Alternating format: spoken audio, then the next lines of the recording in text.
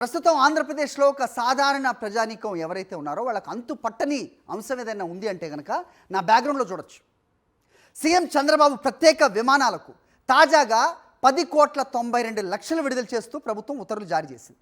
ప్రత్యేక హెలికాప్టర్ విమాన ఛార్జీల అద్దె కోసం నిధుల విడుదల చేసింది. తాజాగా విడుదల చేసిన నిధులతో కలిపి ఇప్పటి వరకు 41 కోట్లు విడుదల చేసింది చంద్రబాబు ప్రభుత్వం. ప్రత్యేక విమానాల్లో తరచూ విజయవాడ నుంచి హైదరాబాద్ వెళ్తున్నారు సీఎం చంద్రబాబుతో పాటు డిప్యూటీ సీఎం పవన్ కళ్యాణ్, మంత్రి లోకేష్లు కూడా ఎడాపెడా స్పెషల్ ఫ్లైట్లు చాపర్లలో జర్నీలు చేస్తున్నారు.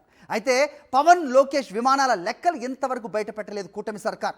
అయితే లోకేష్ తరపున మాట్లాడుతూ ఆయన చేస్తున్న ఈ విమానం అలాగే చాపర్, ఈ హెలికాప్టర్ ఇవన్నీ ఏవైతే ఉంటాయో వీటి ప్రయాణాలకు ప్రభుత్వం ఖర్చు పెట్టట్లేదు అనే ఒక ప్రకటన చూసాం.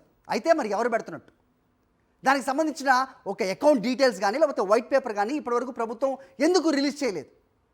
వీళ్ళకి అవుతున్న ఖర్చు, ఈ ఫ్లైట్ ఖర్చులు విజయవాడ నుంచి తాడేపల్లి, విజయవాడ నుంచి దగ్గర ఉన్న ప్రాంతాలు కావచ్చు, లేదంటే హైదరాబాద్ కావచ్చు, లేదంటే వాళ్ళ ప్రైవేట్ ఫంక్షన్లు అవ్వచ్చు, వీటన్నిటికీ వీళ్ళు ప్రయాణిస్తున్న ఈ చాపర్ ఖర్చులు ఎవరు భరిస్తున్నారు? అది ట్రాన్స్పరెన్సీ ఉండాల్సిన అవసరం ఉందా లేదా? మరిన్ని అప్డేట్స్ మా కరెస్పాండెంట్ లోకేష్ అందిస్తారు. మా కరెస్పాండెంట్ సతీష్ అడిగి మరిన్ని వివరాలు తీసుకునే ప్రయత్నం చేద్దాం. సతీష్ చెప్పండి.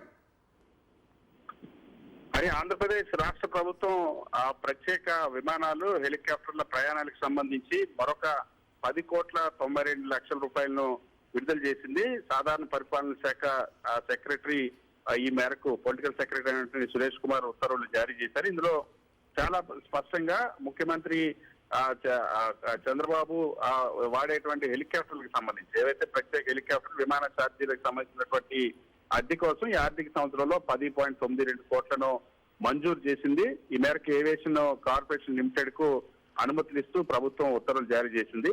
ముఖ్యమంత్రి చంద్రబాబు ఏ జిల్లాకు వెళ్ళినా ప్రత్యేక హెలికాప్టర్ కనీసం 20-30 కిలోమీటర్ల దూరానికి కూడా స్పెషల్ హెలికాప్టర్ వాడుతూ ఉన్నారు. అదేవిధంగా ప్రత్యేక విమానం వినియోగిస్తూ ఉన్నారు. వీటికి సంబంధించి ప్రత్యేక విమానంలో వీటితో పాటు ఏపీతో పాటుగా హైదరాబాద్, విజయవాడ కూడా తరచూ ముఖ్యమంత్రి చంద్రబాబు వెళ్తూ ఉంటారు. 15 రోజులకు ఒకసారి వీకెండ్ విశ్రాంతి కోసం హైదరాబాద్ వెళ్తూ వస్తూ ఉన్నట్టు పరిస్థితి. వీటన్నిటికీ నిమిత్తం ఈ 10.92 కోట్లు విడుదల చేశారు. వాస్తవానికి ఇదే ఆర్థిక సంవత్సరం ఇప్పటికే దీనికి సంబంధించి 40 కోట్ల రూపాయలను కేవలం ఈ విమాన ప్రయాణాలకు సంబంధించి 40 కోట్లు విడుదల చేశారు.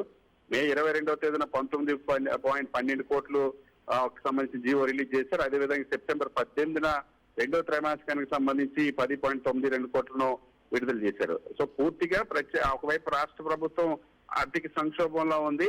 తీవ్రమైనటువంటి అప్పులు తీసుకొచ్చినటువంటి నేపథ్యంలో జీతాలు కూడా 1వ తేదీ ఇచ్చేటువంటి పరిస్థితి, 10వ తేదీ వచ్చినటువంటి అటువంటి పరిస్థితుల్లో ఈ ప్రత్యేక విమానాల కోసం పెద్ద ఎత్తున రాష్ట్ర ప్రభుత్వం ఖర్చు చేయడం పట్ల తీవ్ర చర్చ సాగుతుంది. అయితే ఉప ముఖ్యమంత్రి, మంత్రి నారా లోకేష్లు కూడా ఎక్కడికి వెళ్ళినా ప్రత్యేక విమానాలు, ప్రత్యేక చాపర్లు, హెలికాప్టర్లు వినియోగిస్తూ ఉన్నారు. వాటికి సంబంధించి మాత్రం ప్రభుత్వం ఎక్కడ లెక్కలు చెప్పడం లేదు. అది ప్రభుత్వ నిధులు కానప్పుడు ఏ నిధులతో వెళ్తా ఉన్నారు, సొంత డబ్బులా లేకపోతే ఏమైనా కాంట్రాక్ట్ సంస్థ నిందా అని వైఎస్ఆర్సీపీ కూడా గతంలో ప్రశ్నించింది. దానికి ఇంకా సమాధానం రాలేదు. సో ముఖ్యమంత్రి చంద్రబాబు ఇతర విఐపీలు వాడేటువంటి ప్రత్యేక విమానాలు, హెలికాప్టర్ల ప్రయాణాలకు సంబంధించి ఈ నిధులు విడుదల చేశారు. సరే, రైట్ సతీష్.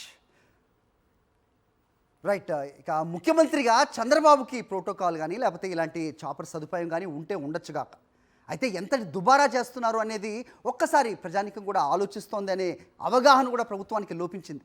ఇప్పుడే కాదు, 2014 నుంచి 19 వరకు వాళ్ళు హోటళ్ళకి పెట్టిన ఖర్చు అవ్వచ్చు, అలాగే ఉన్న సచివాలయంలో వాళ్ళ ఛాంబర్లని అప్డేట్ చేయడానికి పెట్టిన ఖర్చు అవ్వచ్చు, ప్రస్తుతం ఈ చాపర్లకి ప్రత్యేక విమానాలకి చేస్తున్న ఖర్చు అవ్వచ్చు.